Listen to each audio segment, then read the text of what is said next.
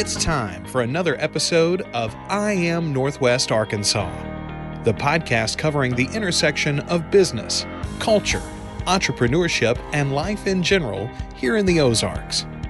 Whether you are considering a move to this area or trying to learn more about the place you call home, we've got something special for you. Here's our host, Randy Wilburn.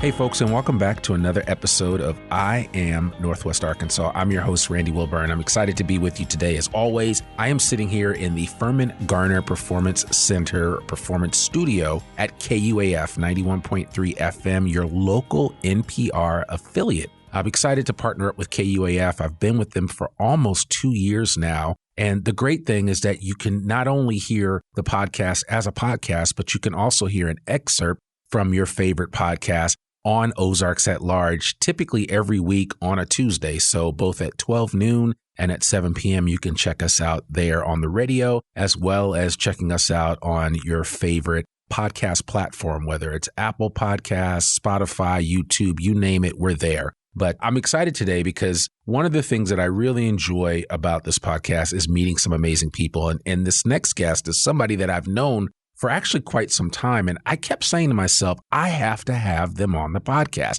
They're doing interesting things in the community. They are just an outstanding entrepreneur. And I wanted to have them on the podcast just to kind of talk about the work that they're doing. And more importantly, I think that as a woman, this particular guest has a lot of encouragement for aspiring female entrepreneurs. And so I think this is a special episode. If you're a guy and you're listening to this and you have a woman in your life that has aspired to start her own business or is running her own business, but feels like sometimes she's hitting a wall, this is the episode to share with them. I'm hyping it up already before it even happens, but I trust me when I say this, it's going to be a good one. So without further ado, I want to welcome Elizabeth Prenger to the I Am Northwest Arkansas podcast. How are you? Thank you. I'm doing well. I just kept thinking, preach. Yes. Yes. Listen to it. The men need to listen to this. Right. No, absolutely. Absolutely. Well, Elizabeth, it's great to have you on the podcast. Thank you.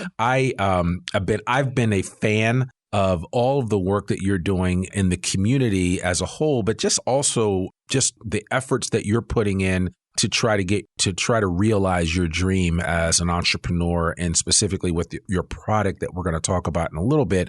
But before we do that, I would love for you to share just a little bit about your superhero origin story here in Northwest Arkansas. Tell the audience a little bit about who Elizabeth Prenger is, and then we'll get into your exploits. Yeah, happy to. My superpower, I'm a glutton for punishment. I think that's why I enjoy this work so much, because it is quite hard and challenging to be an entrepreneur in the women's health space, especially as a woman. But to kind of back it up a little bit, I am an Arkansas native. I grew up in Little Rock, Arkansas, went to Central, a proud Tiger alum, came up to the U of A in the early 2000s and loved my experience as a Razorback. Definitely learned how to network really well. I was on Dixon Street a lot in that time of my life. And then after college, I was recruited to a gubernatorial race in Delaware. I didn't even know where the state of Delaware was. I knew it was very small to the right on the map somewhere, but just found a wonderful community there, was supporting a gubernatorial candidate who I really believed in. He unfortunately lost in the primary. So I went down to Miami to work for the Obama campaign in 2008, which was transformative to me as a young woman in politics. And then from there, I traveled up to D.C. with a group of organizers from the Obama campaign to try our hand at politics in the big city of D.C. And just, again, incredible people. Had a brand new experience to incorporate into my perspective as a young woman, and brought that back to Arkansas in 2012, where I shifted gears, started working in the nonprofit space. So I did fundraising and strategic communications for some incredible nonprofits in the area and throughout the country as well. And then right before the pandemic, started my own consultancy, which why would you not start a business right before the world shuts down? But my area of specialty was copywriting and digital marketing strategies. So it was actually a good time for me to do that because everyone needed to refresh how they were appearing online and web copy and things like that. So Business started off really strong. And then kind of few months down the road, well, I guess it was probably a year after I started Pros Creative, I had an idea for a postpartum recovery product. So I know we'll talk about that a little bit more in depth, but it definitely catapulted me into the startup world, which I had not a lot of experience with before that point. But man, once I tiptoed into it, I was just like cannonballed in. It was so exciting, a robust entrepreneurial ecosystem up here that I had no idea existed when I was working in the nonprofit space and in the political space. So definitely found a home in the startup scene here in Northwest Arkansas. And as I developed my product, I realized that there are some gaps in resources available to women entrepreneurs, especially in the women's health space. So I was lucky to partner with two incredible entrepreneurs, which I know we'll talk about them here in a minute too, to build a resource designed specifically for early stage femtech founders like ourselves. So we launched that initiative, which then snowballed into launching a femtech venture studio. So it's been a wild ride over I don't even know where to start. When people ask me like, what's your background? I'm like, I don't really know where to start.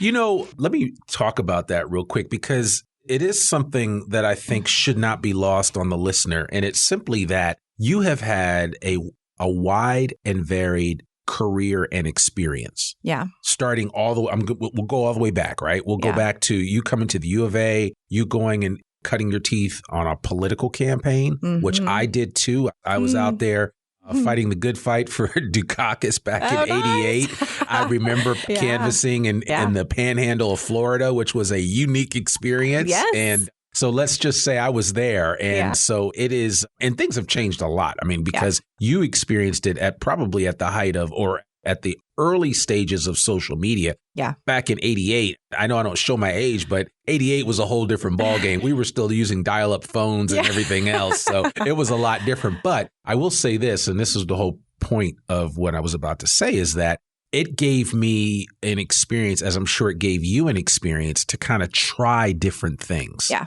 And, you know, if nothing else, especially at the pace that a political campaign moves. I mean, even then it was moving at a lightning pace. Yeah. And I can only imagine how things are now, but it does give you a chance to really try a lot of different things. I was thrown into the deep end. Yeah. And basically said, hey, just go after it. Figure it out. Yeah. Here's some money. Here's what we're doing. Here's our goal. And let's, try to make it happen. And I think it's something to be said, especially for young people listening to this, especially young women, that it's good to get out there and get some different experiences under your belt. Yeah. Because you don't have to follow one monolithic path. I mean, there are a lot of opportunities out there especially for young women, but just young people in general. And my encouragement is, and it's the encouragement that I'm giving my sons, and I'm sure you're probably having some of these conversations with your kids, is that the world really is your oyster and you can do a lot with it. And now that we carry these supercomputers in our pocket, there's no excuse. Yeah. I think, I haven't really thought about it too much, but hearing you describe your experience in the political world, I learned how to talk to people. Oh, yeah. I learned how to ask questions. I learned how to ask questions about what they really care about. And I think that really did translate into what I do professionally today and connecting with folks. And I didn't know that back then. But I do think I'm really glad that I left and then came back. And I was able to bring that experience back to Arkansas, to Northwest Arkansas. But I think that it really did give me a broader perspective of the world that I'm grateful to have. Yeah. Yeah. No, it's like I always say, it's clear as mud when you're in it, right? Because I mean, you're like, but you won't have that perspective until later. Yeah. But it's healthy to have that. When you have those experiences, it then creates opportunities for you to have those perspectives down the road that will really fuel and inform how you do life in a variety of ways, right? And so what I'm excited about to learn more about are some of the experiences that you've had since you've been back here. You had a chance to work with nonprofits, of which there are tons. So many. Here in Northwest Arkansas. Doing incredible work. Exactly. But one of the challenges that a lot of nonprofits have, which I'm sure you're acutely aware of, is that they are their they are the best kept secret out there. Yeah. Like every nonprofit is doing amazing things, but people still don't know about it. Yeah. You know, and I've had conversations with individuals that are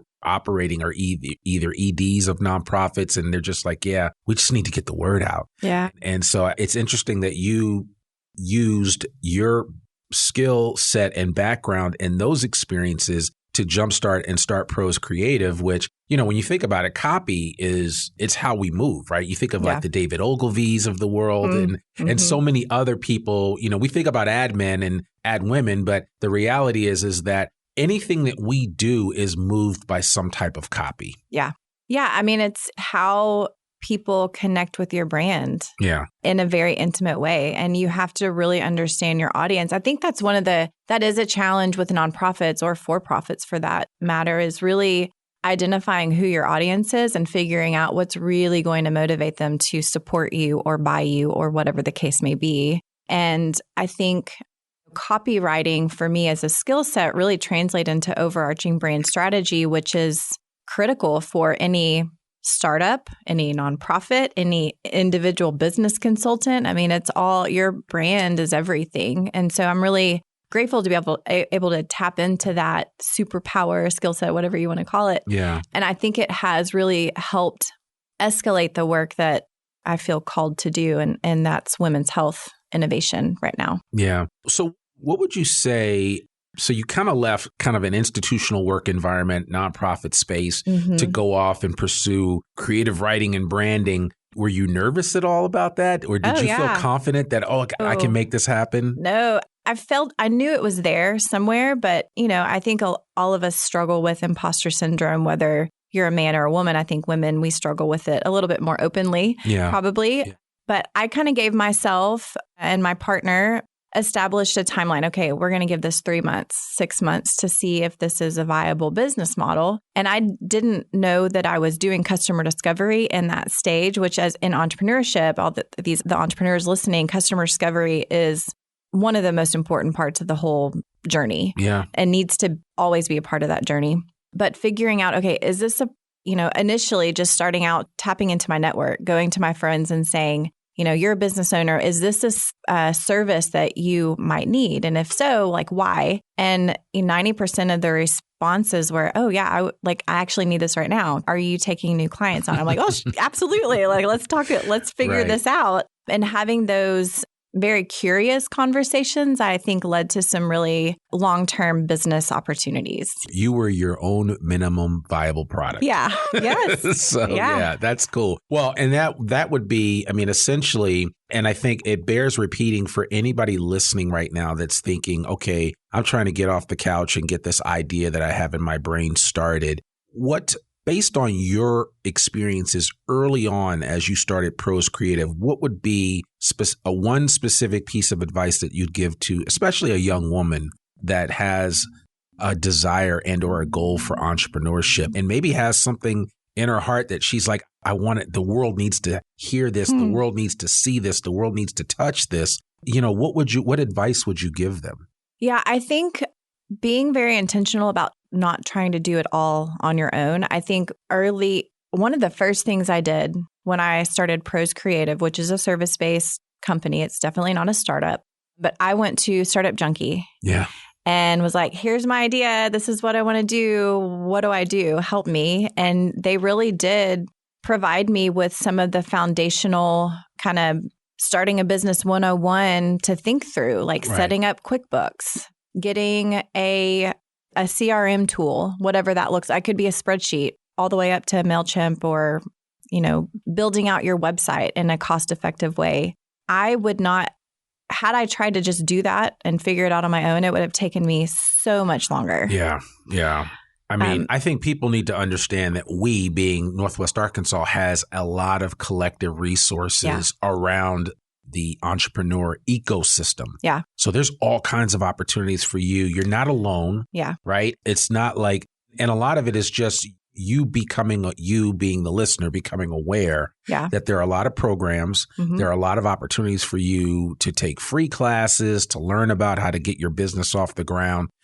Startup Junkie has amazing programs. Yeah. I think of the Office of Economic Development. Yep. And they have a number free programs throughout the year. I've done some programs on financial accounting. I've done some programs on branding. Whatever business issue you can think of, there are free programs available right here in your own backyard. Yeah, the ASB TDC is an incredible resource. The Office of Entrepreneurship Innovation. If you're a business owner and you need interns, they have an incredible internship program. So many resources at our fingertips. It can be overwhelming. And I will say, to counter that advice that I just gave, don't try to go to everything because you will burn yourself out. Yeah. And when it comes you won't get anything done is what will happen, because you'll justify, I just need to go to one more class before I'm ready. And I think part of what you need to hear is that Elizabeth just kind of stepped out and started something. I just started doing stuff. Yeah, let's figure it out. Again, I don't think I realized I was doing that, because I am so guilty of analysis paralysis and being like, everything needs to be perfect before I do anything. And so then nothing ever gets done. So get out there and test your idea, and don't, it's okay to be nervous. I was nervous. I can be shy. I know I don't come off as shy, but I'm pretty shy. But don't let that don't let that kill your dream. Yeah. And don't let perfection be the enemy of good or whatever that's saying. You're right. That's right. Perfection is the enemy of good. And I think Einstein and some other people have said some variation of that. And that was just, that was on my mind to mention to people, because a lot of times we get caught up in this illusory idea that we have to have something that's so perfect. But when you think of it, a lot of the best laid plans were accidents that people stumbled upon because they were just trying to put some stuff out there in the world. And as they say in the entrepreneurial space, sometimes you just have to ship it and see what happens. Yeah.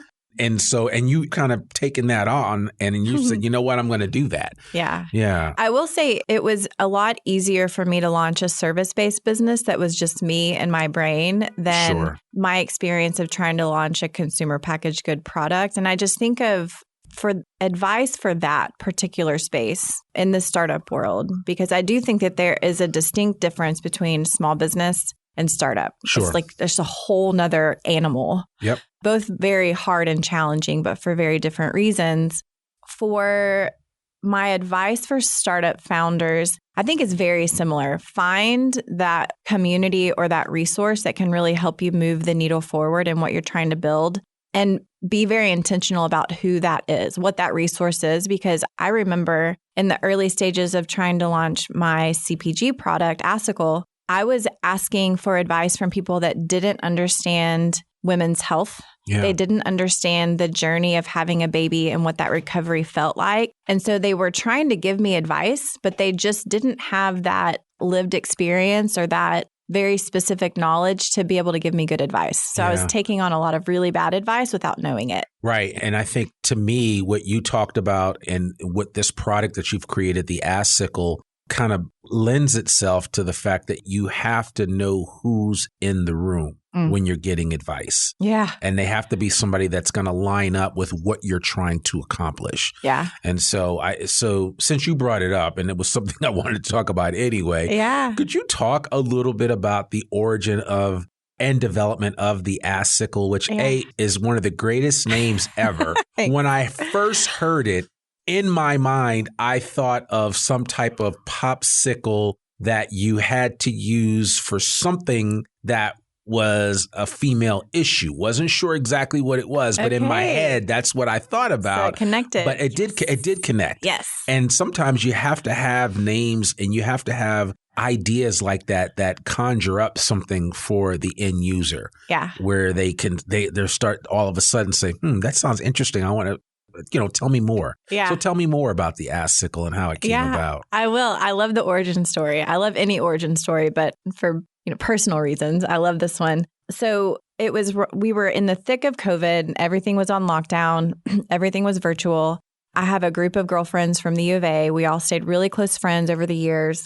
We all have kids that are of similar ages. And so we designated Wednesday evenings for Wine Wednesday. So after the kids went to bed, we'd get on Zoom with our wine, bitch about our husbands, check in on one another. And one of my friends is an OBGYN in North Carolina, and she was late to the call. And she was like, I'm so sorry. I had this patient ripped from front to back. It was, so terrible. So we all started like reliving our delivery nightmares and what happened and how we felt. And it was like, oh my gosh, you experienced that? I had no idea. Oh my gosh. Like, why didn't we feel like we needed to tell these stories as they were happening? Because as moms, you just kind of deal with it, right? Sure. And move on, and you're focused on the baby and you forget to ask for help. And so that night I opened up a brand template, and I was like, guys, we're going to build something. We're going to name it something funny so that we actually talk about these issues. And that night I named it the Assicle, and I started developing this product. It looked like a dildo,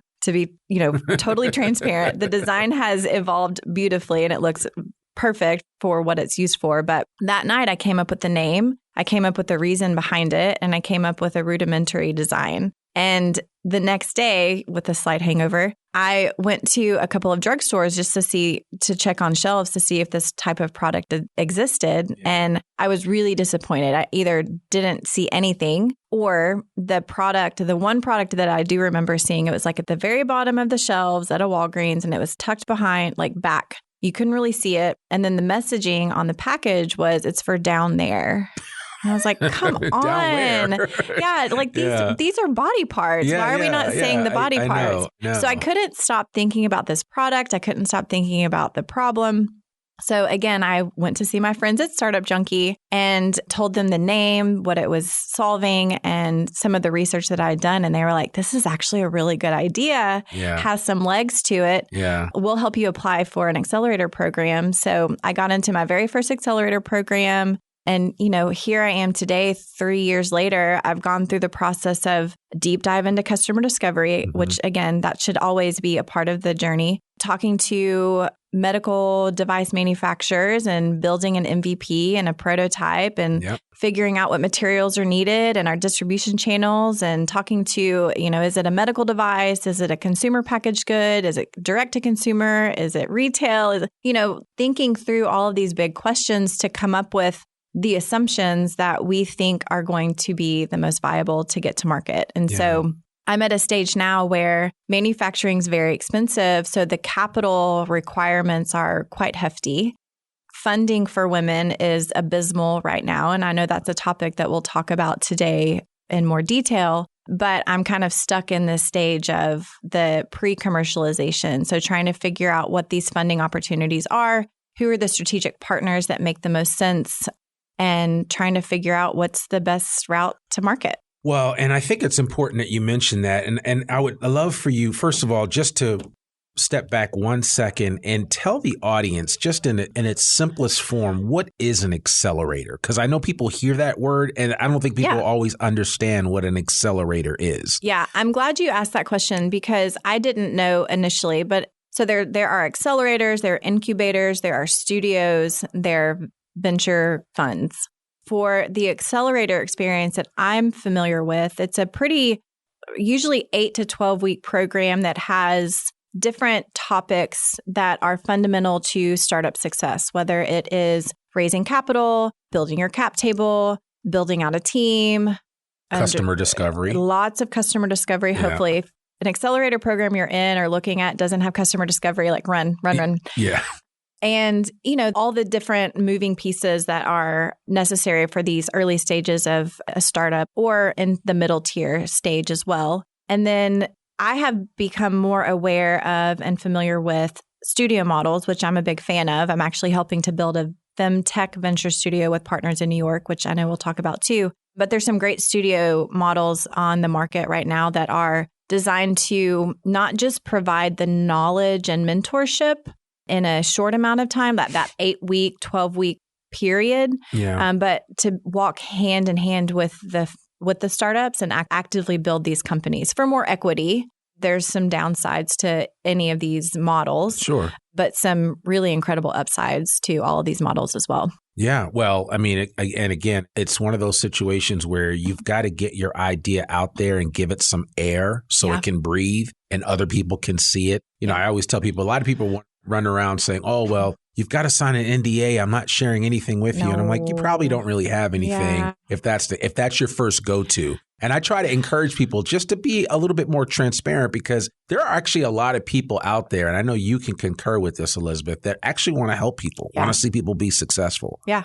And I think it's important for folks to be mindful of that. Yeah, I definitely struggled with that early on of like, okay, I have this great idea. I need a lot of help, but I don't want to talk about it. I definitely don't. Yeah, I don't want to. I can't post anything on LinkedIn because somebody in China is going to. And I've heard horror stories and, all these scenarios are running through my head as a founder. But in reality, like the idea is just an idea. The execution is what's the hard part. Yeah. And so I quickly got over that and started sharing more information about Assicle on LinkedIn. I competed in a couple of pitch competitions that required a lot of like video content, talking about the product, talking about, details around it. And I was really kind of blown away and touched by the reception of this product by my network and extenuating networks.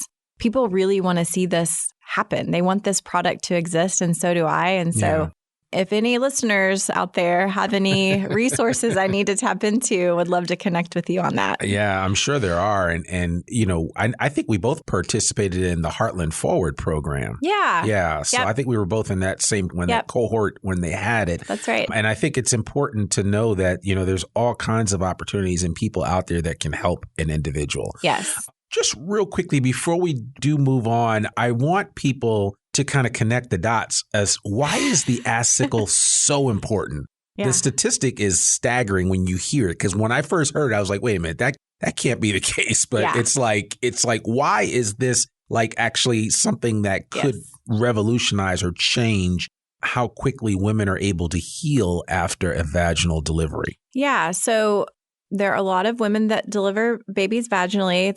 I think the last stat I looked at was over 4 million every year just in the U.S. Yeah. 95% of those deliveries result in some level of tearing. Yeah. So that's a lot of torn vaginas and perineal areas, and not to mention hemorrhoids, anal fissures. Like there's just so much trauma that happens to our bodies. Childbirth is beautiful, but it's very traumatic. Right. And so there are not very many products on the market that help women recover from vaginal tears, hemorrhoids, anal fissures. When I was doing my market research and competitor analysis, the category leader is disposable. So it's creating a lot of waste for the environment. Sure. Ours is reusable. So that's one of our, we believe in supporting Mother Earth along with our mothers here on Earth. And, a lot of the other products that I looked at, they looked like they were designed by men who don't know what it feels like to put a product like that on that area of the body. And so I think it's for this product, but it's no different than any other product that I've seen that's designed for women. It needs to be made by women. Yeah. It needs to be made by people who understand what that feels like, and what that recovery process feels like is really important to the development of this product. So, and I think that's a great segue, because that actually took you into a whole nother direction when you realized in your work with research and customer discovery around the Assicle, you started Femme Health Founders. I did. I was kind of thinking back to one of our earlier topics of conversation today. I was getting a lot of advice from people that didn't understand the business model that I was trying to build, and they didn't understand women's health.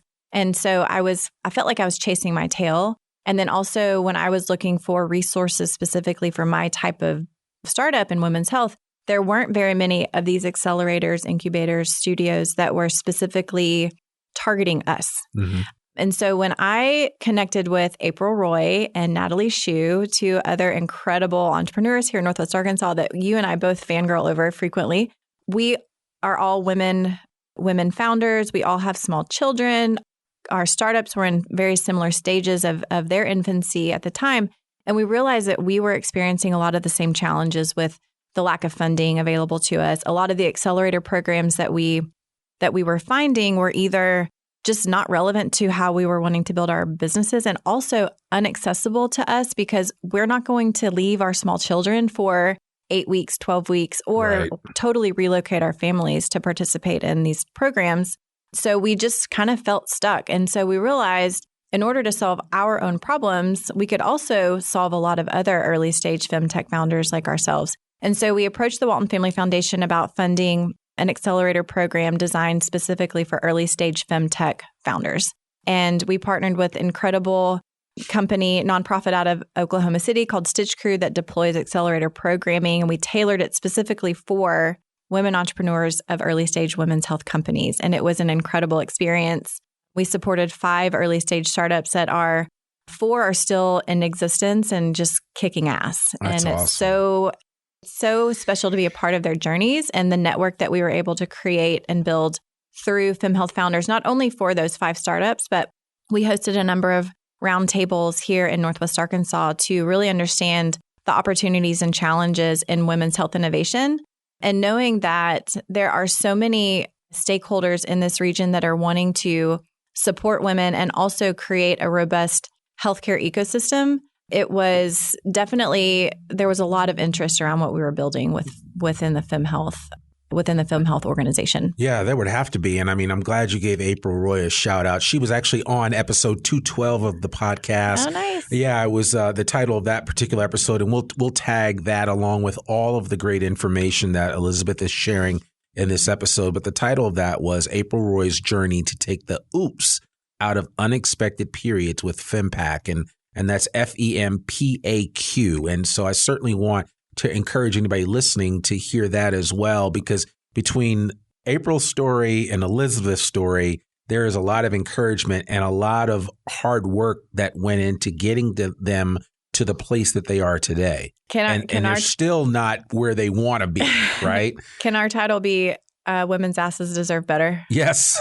Thank you. yes. We can do that. We can do that. I love it. So, yeah. And I hope you, if Natalie hasn't been on your show yet, she has a really incredible story around her fertility journey, and the company that she's building, the startup that she has, is addressing that. So yeah, I love how we're all, I feel like with women and men too, maybe just anyone in entrepreneurship, like a lot of the founders that I see, that I talk to, they're building their companies because of a personal reason. Yeah, they've experienced a pain point that doesn't have a solution yet.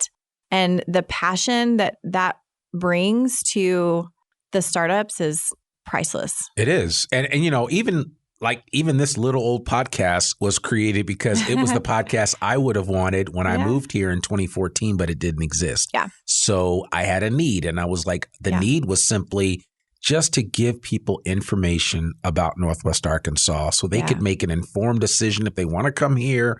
People that were already here to maybe be aware of all the great things that are happening. Because I'm always surprised when I mention things like Startup Junkie to people or ASB TDC, and they're like, I've never heard of that. And I'm like, wow, where are you? But I understand that, you know, we tend to be in our own little circles. Oh, absolutely. And sometimes we need to be expanded and we need to be exposed to new things. And that's one of the cries of my heart when it comes to this podcast, is exposing people to new things, so that hopefully somebody listening to this episode, when it comes out, will be so inspired and encouraged by your story and your experience that they'll be like, wow, I've had this idea that I've really wanted to start. Yeah. Now that I've heard Elizabeth's and the Assicle story, I'm going to make that a reality. Oh, I hope so. Yeah. And I will say another piece of advice that popped into my head is, like, for one thing, you don't know everything. You can't know everything. So again, tapping into the resources around you. But also, if you feel like you know the answer to something, stick to your guns. And the example that I can share is I'm building this product for women to solve a very painful problem. And it's hard for us to talk about these issues. It's hard, especially in a place like Arkansas, where it's taboo to talk about. How many times do you hear the word vagina just walking down the street, right? Like, I guess it's probably anywhere. But in my world, I talk about it every day. But I received some feedback from a male colleague that said, well, I feel like the name would be offensive. Like, I'm a little offended by this name. And I'm like, well, you're not my consumer. You're not the person that's going to buy this. So that is advice that I accepted and thanked them for that feedback. But then, like, I didn't do anything with it because, and so being able to identify the things that you know you need to do for your business. And if someone is steering you away in a way that you don't think is right, like, you don't have to listen to them. Stick to your guns. Absolutely. Absolutely. And I'm glad that, stories like that probably have to reinforce your desire to see, Femme Health succeed and the Femme Health Accelerator take fruit, because it's that example that reminds you that there is a market and there are people that are underserved in this space. Yeah. especially from a female entrepreneurship perspective. Yeah. And there's so much work to be done in supporting women here in Arkansas and across the country. And I think, so we've been really lucky to have the opportunity to join forces with a venture studio in New York called Fierce Foundry. So Femme Health Founders is now part of the Fierce Foundry ecosystem. We are formally a part of that company. The venture studio model that we're building, I love so much because it's the only venture studio that we have come across that has been built by women for women. Yep. And women just work differently than men do. A lot of these ecosystems and structures have been designed with the male lens because men have been in entrepreneurship longer. Men have been in the workforce longer. Women, we have a lot of catching up to do, and we need to band together to do that. And so I'm just really proud of all of the female founders that I know, that I've worked with, that I've talked to, and all of the ones that I haven't had the pleasure of meeting yet. Just really proud of all of us. Yeah. So talk a little bit more about, so the Femme Health Accelerator was birthed out of Femme Health itself, right? Correct. Femme Health Founders. So talk a little bit about your specific accelerator and what someone could experience going through that accelerator. Yeah, I think one of the things that I valued the most and then I witnessed being as one of the most valuable pieces of that experience was the peer-to-peer knowledge sharing. So these were women who were doing something, they were in a very specific industry, in very specific stages of their companies. Some were a few steps ahead, some were a few steps behind. And their willingness to open up their brains and their network was just so inspiring. Yeah. Like their ability to say, okay, I'm having this problem, I don't know what to do. And someone stepping up and saying, I actually went through the same thing. Like I had an issue with asking a board member to leave because they just weren't pulling their weight or they were creating toxic environment, whatever the case may be. That's a really hard thing to navigate. And so being able to get that advice directly from the mouth of someone who's had to go through that themselves was priceless. Yeah. And so I think the education, the learning is critically important. However, I think having those personal relationships with other founders who are walking the same walk that you're walking in a very specific industry like femtech is critical. And so that's what I loved so much about the accelerator program. The Femme Health Accelerator doesn't exist anymore. It was really hard to see the viability of keeping something like that alive in a state like Arkansas there's just a lot of political undercurrent around women's bodies and reproductive rights. And that's, we saw that there could be some potential backlash for the success of our accelerator. That's part of the reason that we were really excited to join forces with Fierce Foundry out of New York. There's just more resources available to femtech solutions. So, wow. Yeah. And you bring up a really good point that a lot of people don't think about, which is just, sometimes the political overtones or ramifications of things can impact how ideas are brought to market. Yeah. And so I think that's something that people need to be aware of. Yeah. And in my mind, I know economic development is such an important piece to a lot of these accelerators and a lot of these ecosystem building efforts. And for me, it was going to be really hard for me to convince a female founder of a femtech company to move to Arkansas when our reputation in that particular area isn't that great. Yeah, right. And so, and on the one hand, when we're saying, hey, Northwest Arkansas is a great place to relocate to, well, yeah, it depends on what you're doing. Right.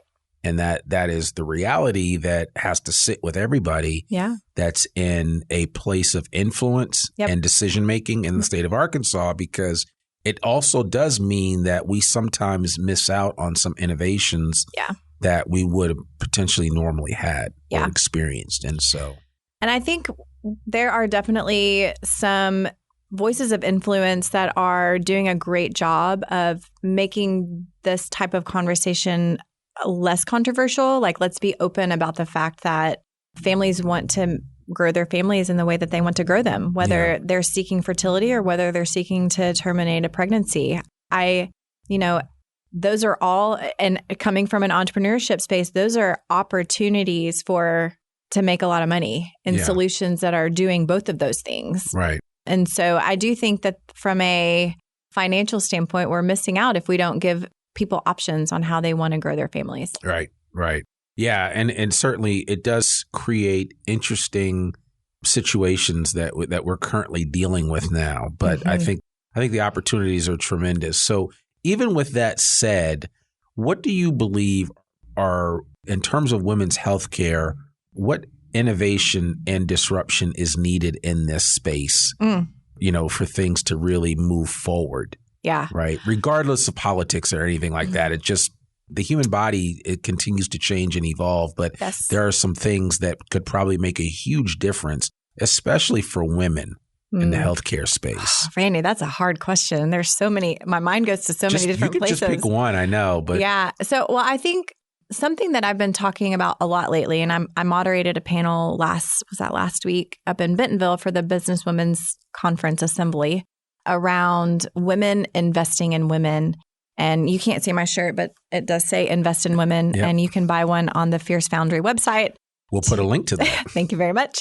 I think when it comes to women's health, I think women are wanting to take more control over their health care. Yeah. They're wanting more personalized options. And I think in order to do that, we need more products, services, and technologies that are addressing that demand. And in order to have those products, services, technologies on the market, we need companies funded. Yeah. So I think if we can, and one of the problems that we see on the investing side is, unfortunately, the vast majority of investors, well, not unfortunately, but the fact is the majority of investors, especially in the VC ecosystem, they're men. The check writers are men.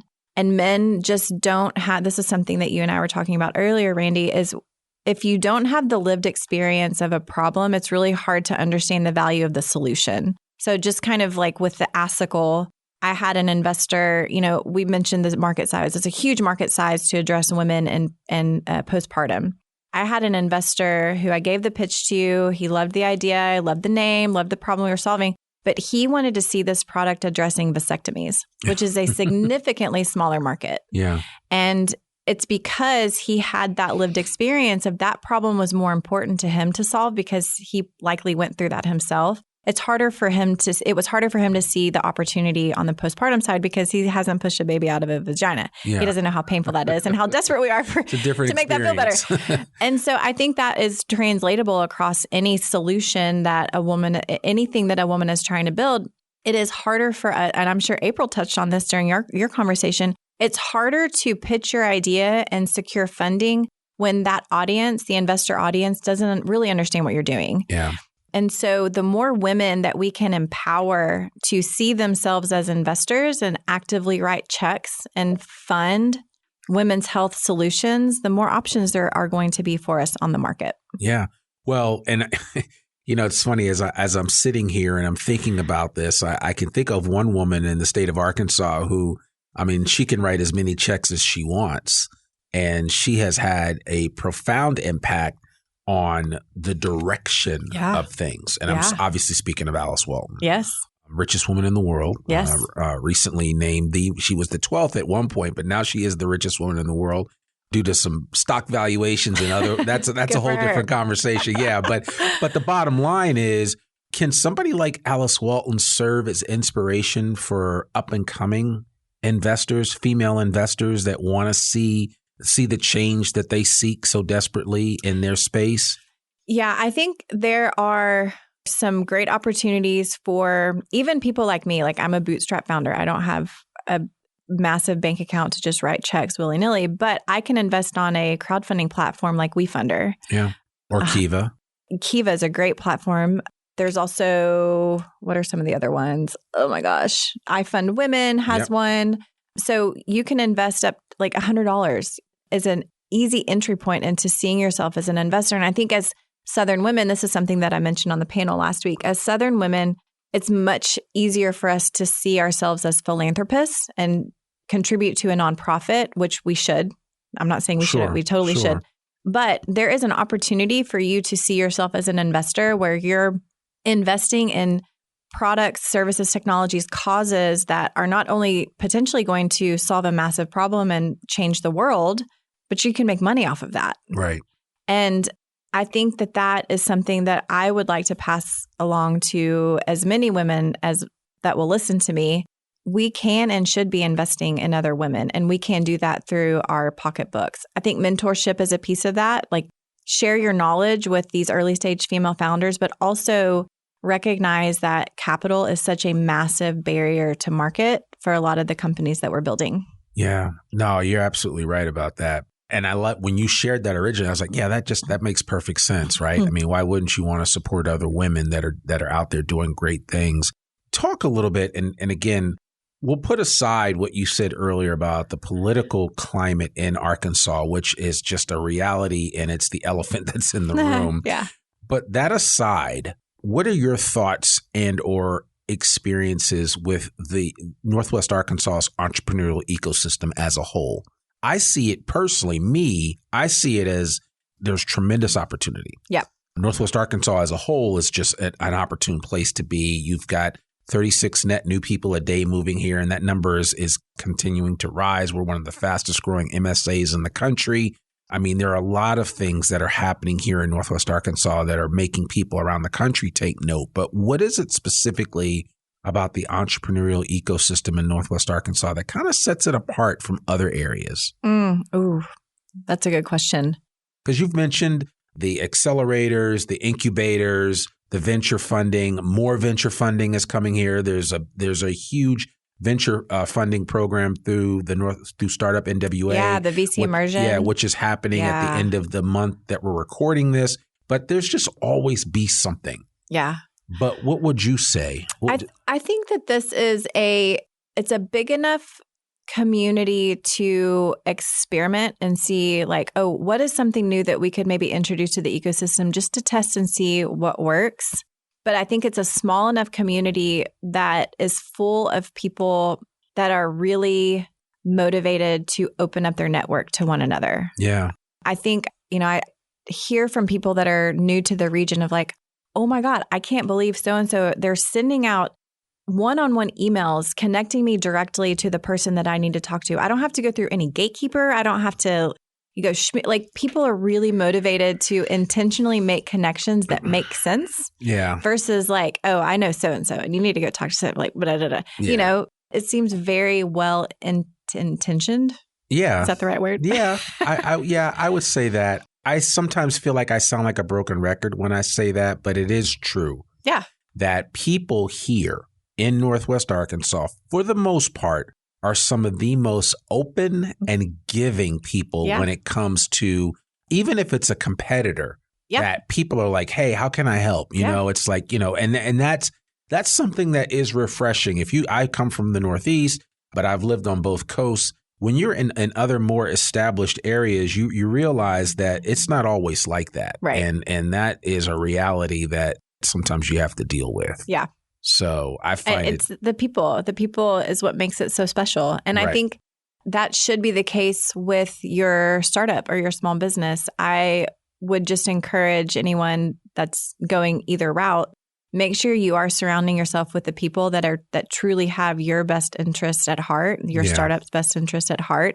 And it's not they're not doing it just to make themselves look good, because that can happen sometimes. I don't see that happening as much here as probably other parts of the country, but that is something that I would want to be mindful of. Well, yeah. And I think we all have, at least this is how I feel, right? It's one of the reasons why I try to share my platform, i.e. this podcast, with as many people as possible, is because now that I've built this up, I want to give voice to all of the different people that are in this area that are doing amazing things. Because in my mind, I feel like if I can let more people know about that, then this area will continue to grow with well-intentioned and well-meaning people that really want to see change happen. Yeah. And I know that might be a little, what's the word, Pollyanna of me? Kumbaya. Yeah. Kumbaya. I have Pollyanna syndrome. Pollyanna, right. But I feel like that, we all have to play our part in this. Yeah. I do think that I am still pretty disappointed with the number of female founders that receive capital in this area in Arkansas. I do have to give a shout out to Katie Thompson with the Empower Accelerator that's designed to help women identify and secure non-dilutive funding. Non-dilutive means you don't give up any equity to your company. So definitely check out that resource.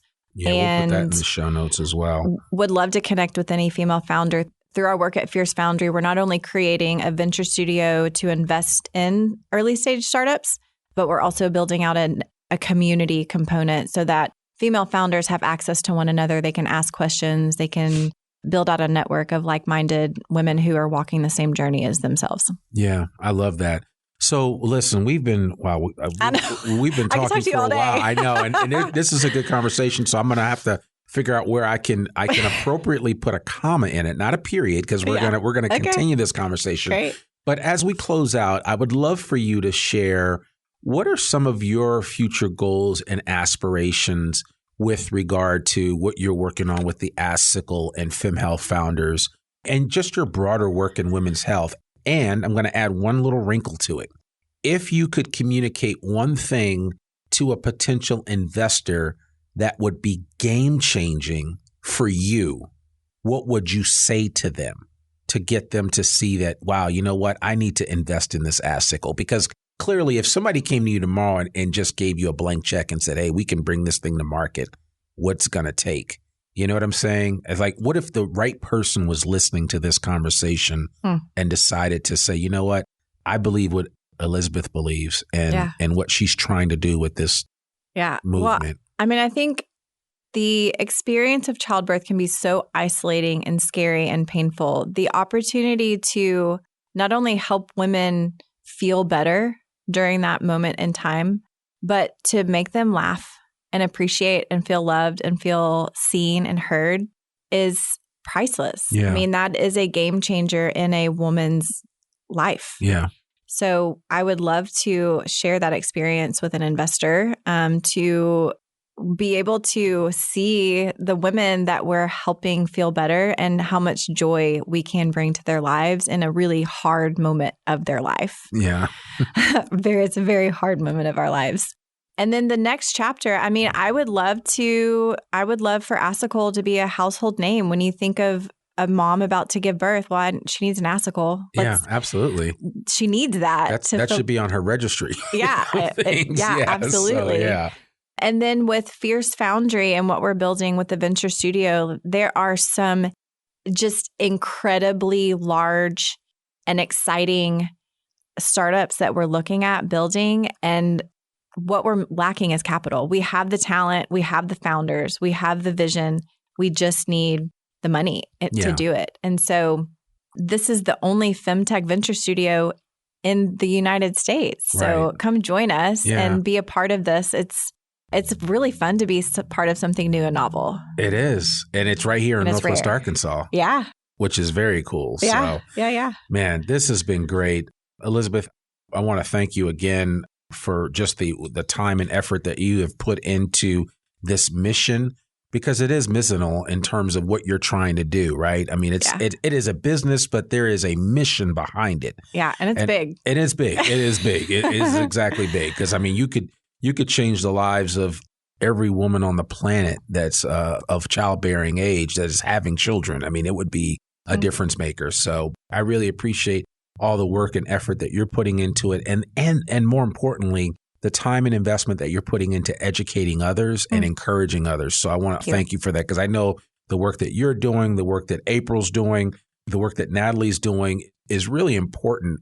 And you guys can serve as a blueprint for what other young women that are coming behind you will be able to do here in this area. So, come find us. Yeah, absolutely. We got a lot of gray hairs now. Speaking of which, we're going to put your LinkedIn profile on the show notes. But if anybody's listening to this wants to reach out to you, what's the best way that they can do that? Yeah, find me on LinkedIn. I'm very active. I respond to messages there. Would love for you to sign up for the Fierce Foundry newsletter on our website.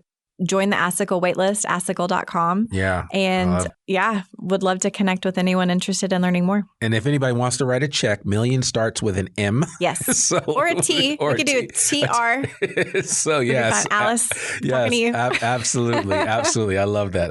Well, Elizabeth Prenger, thank you so much.